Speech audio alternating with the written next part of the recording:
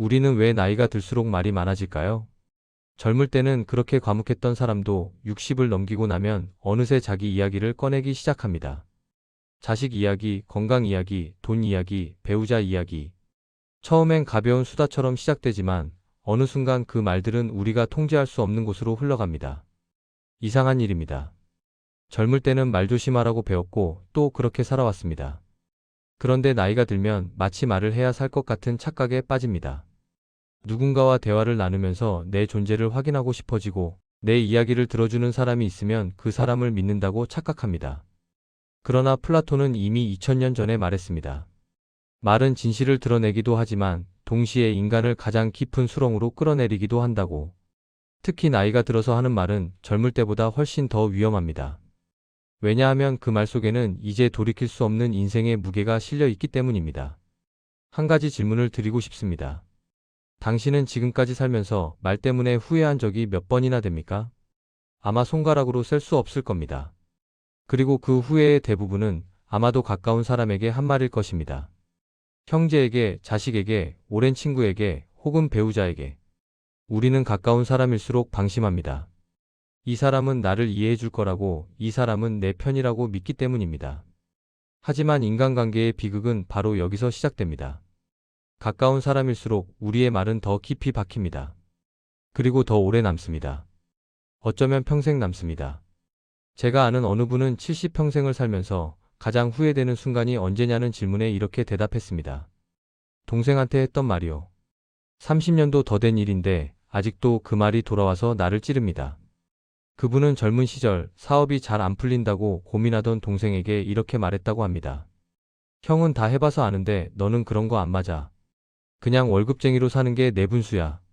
그때는 충고라고 생각했답니다. 형으로서 현실을 일깨워주는 거라고. 그런데 그 말을 들은 동생은 그날 이후 형을 멀리했습니다. 명절에도 얼굴만 비추고 가고 전화도 거의 하지 않았습니다. 형은 그게 자기 말 때문인 줄 몰랐습니다. 그냥 동생이 바쁜가 보다 생각했죠. 그러다 세월이 흘러 동생이 환갑을 맞았을 때 술자리에서 동생이 말했답니다. 형, 그때 그 말 때문에 나 진짜 많이 힘들었어. 형이 날 그렇게 보는구나 싶어서 자존심이 많이 상했어. 형은 그제야 깨달았습니다. 자기가 던진 말 한마디가 30년 동안 동생의 가슴에 박혀 있었다는 것을, 그리고 그 말이 형제 관계를 서먹하게 만들어버렸다는 것을. 말은 기억에 남습니다.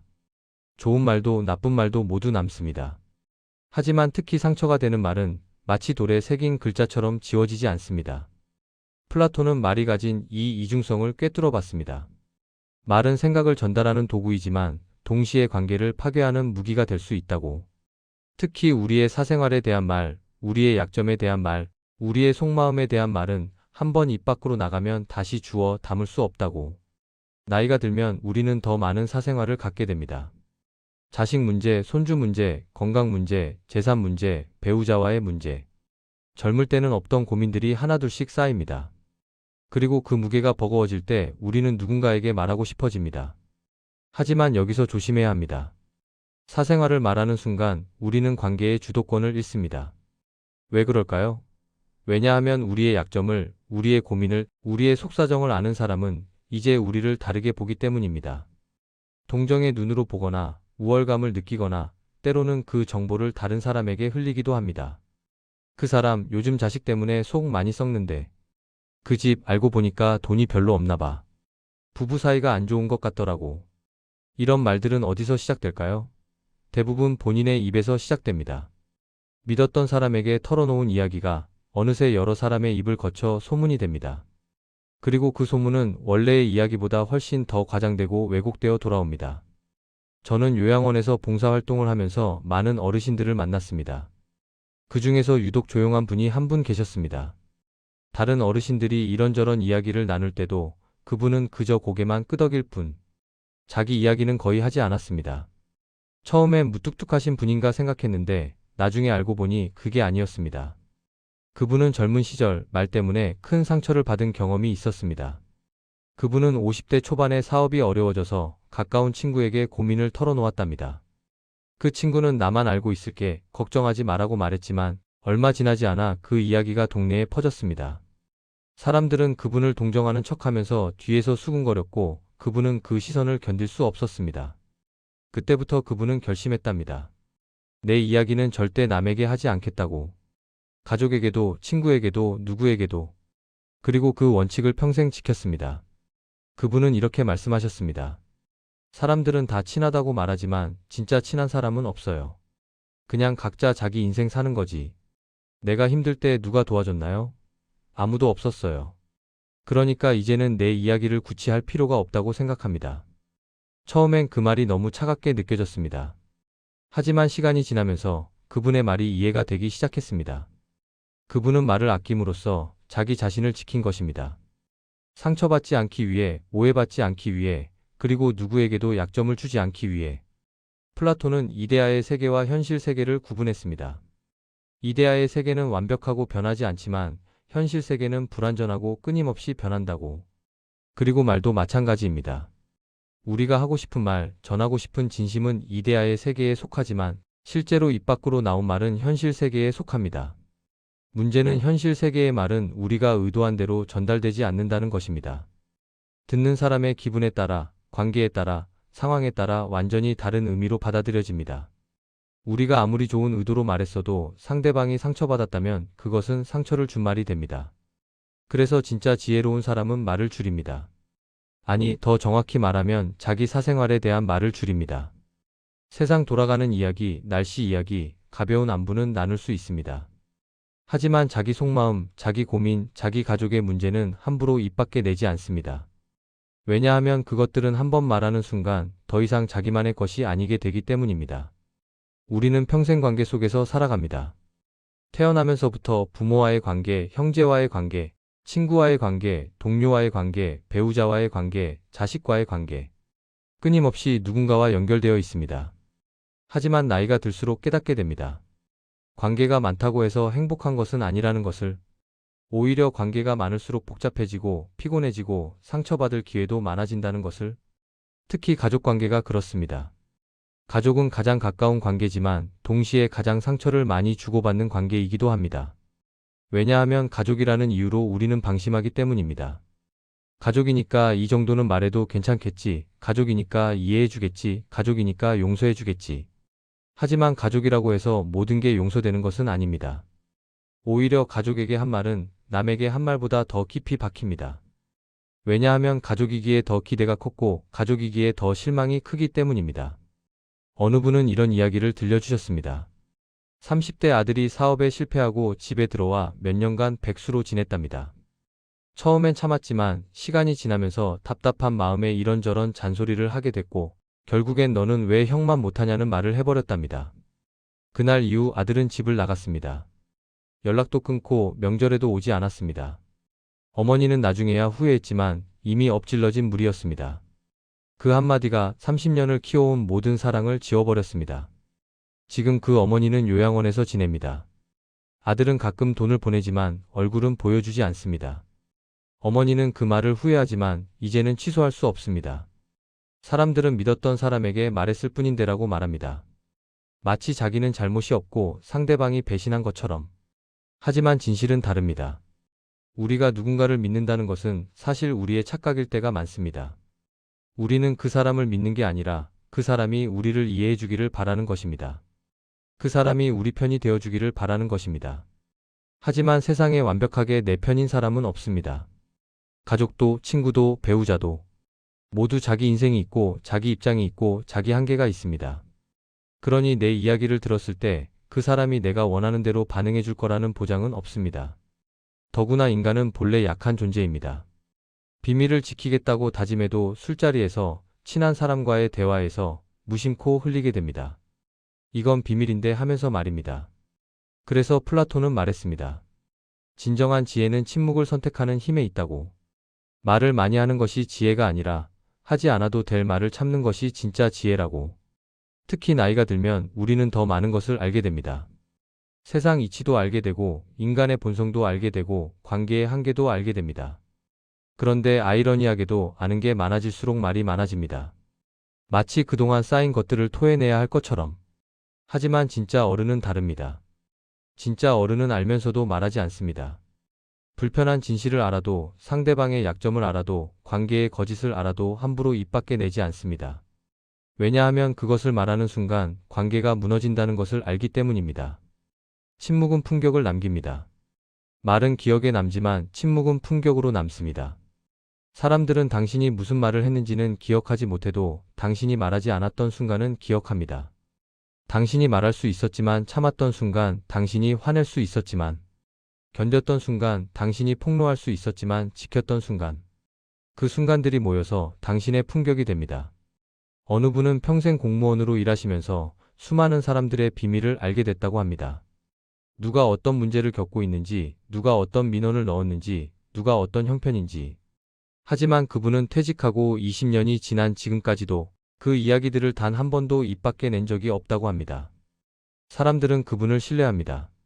그분에게는 어떤 이야기를 해도 안심이 된다고. 왜냐하면 그분은 평생 입을 지켜온 사람이기 때문입니다. 이것이 진짜 품격입니다.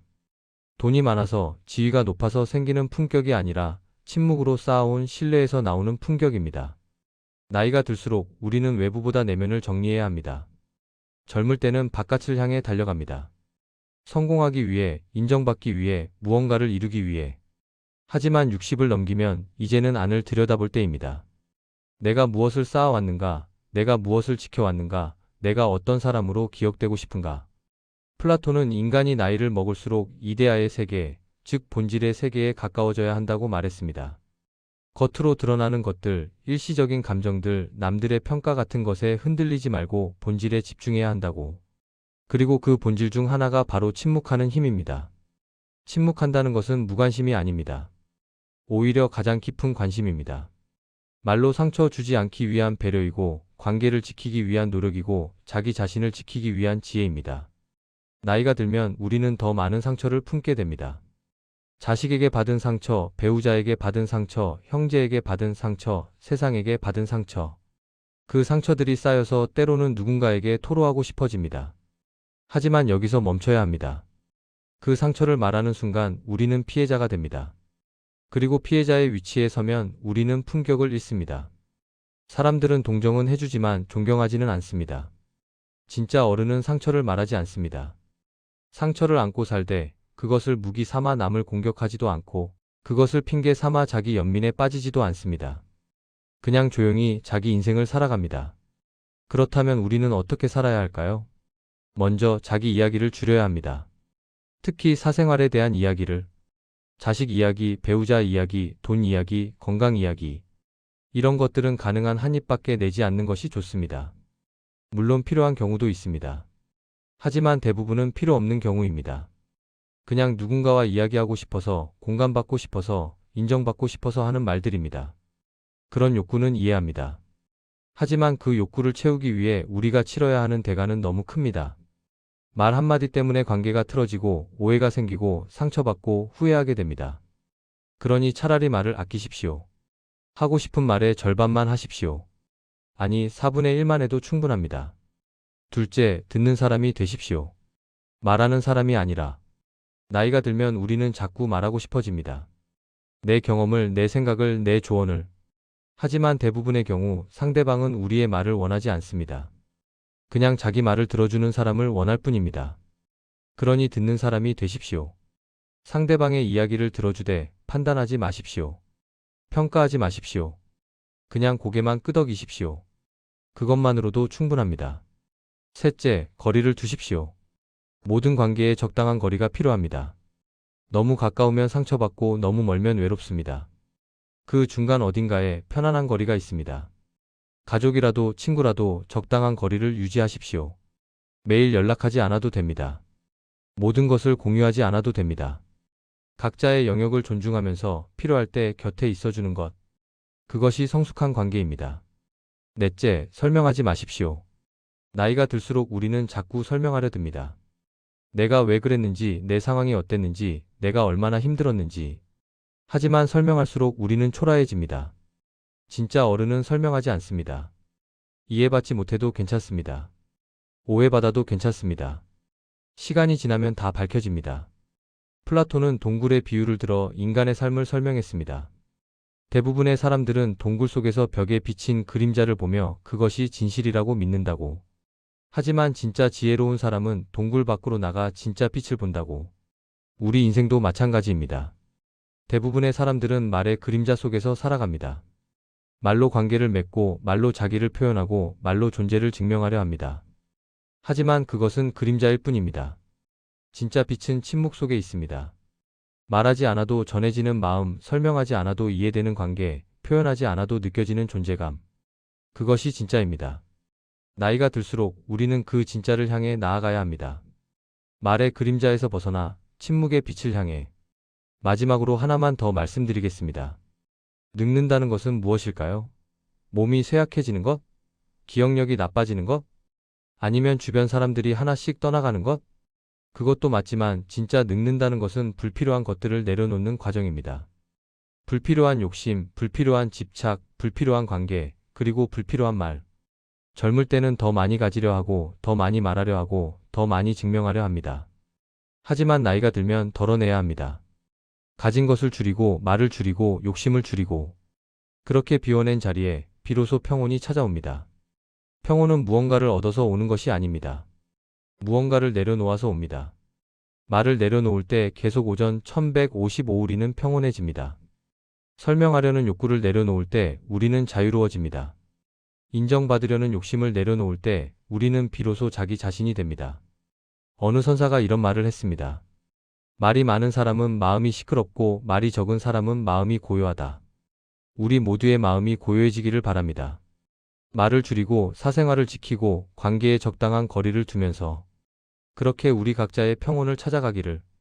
누군가를 만나면 벙어리가 되어 보십시오. 들을 건 다 들어주되 할 말은 절반만 하십시오. 아니 4분의 1만 해도 충분합니다. 그것이 우리가 나이 들어가면서 가져야 할 품격입니다. 말로 채우는 품격이 아니라 침묵으로 쌓아가는 품격. 말은 지나가지만 침묵은 남습니다. 상처는 잊히지만 품격은 기억됩니다. 그리고 결국 우리가 이 세상에 남기는 것은 우리가 한 말이 아니라 우리가 하지 않은 말입니다.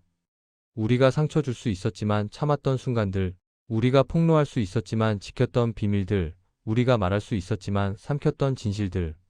그것들이 모여서 우리라는 사람을 만듭니다. 오늘 하루도 당신의 침묵이 누군가의 마음을 지켜주기를 바랍니다. 당신의 절제가 관계를 지켜주기를 바랍니다. 그리고 당신의 품격이 세월 속에서 빛나기를 바랍니다. 말하지 않아도 괜찮습니다. 설명하지 않아도 괜찮습니다. 그저 조용히 당신의 삶을 사십시오. 그것으로 충분합니다.